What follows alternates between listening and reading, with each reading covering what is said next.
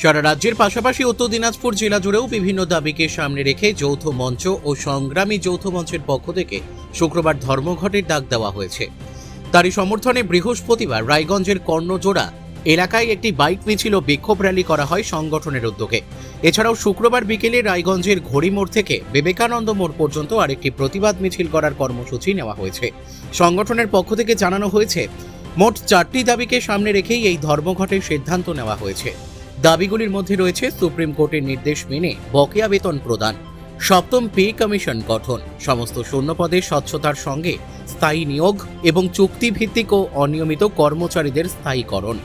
এ প্রসঙ্গে সংগঠনের সদস্য সৌমিক সাহা বলেন, কর্মীদের ন্যায্য অধিকার আদায়ের লক্ষ্যে এই ধর্মঘটের কর্মসূচি নেওয়া হয়েছে এবং আগামী দিনে বৃহত্তর আন্দোলনের পথেও হাঁটার হুঁশিয়ারি দেন তিনি। আমার নাম সৌমিক শাহ, আমি রাজ্য কোঅর্ডিনেশন কমিটির উত্তর দিনাজপুর জেলা শাখার যুগ্ম সম্পাদক।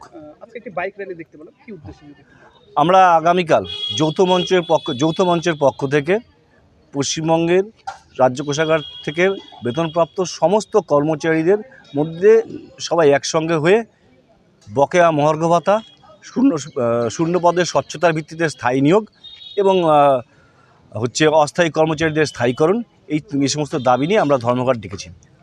বকেয়া মহার্ঘ ভাতার গল্পটা এরকম যে এটা নিয়ে সুপ্রিম কোর্টের রায় ছিল 6 মার্চের মধ্যে পেমেন্ট করার কথা ছিল গভর্নমেন্টের, কিন্তু গভর্নমেন্ট সেটা আমাদের না দিয়ে আবার রিভিউ কমিটিতে গিয়েছে।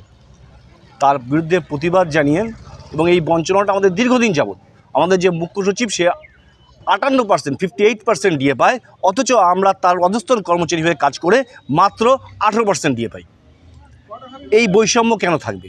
এই বৈষম্যের জন্য এবং এই বঞ্চনার জন্য আমরা প্রতিবাদ করে আগামীকাল ধর্মঘটের কর্মসূচি নিয়েছি এবং সেই ধর্মঘটকে সফল করার লক্ষ্যে আজকে সন্ধ্যা 6টা থেকে আমরা মিছিলের আহ্বান করেছি। একটা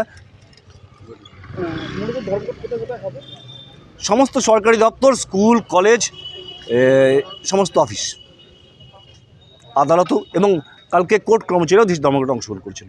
কোর্টও কালকে বন্ধ। এটা সারা রাজ্যব্যাপী। রায়গঞ্জ থেকে রামকৃষ্ণ দাসের রিপোর্ট, কুলিক নিউজ।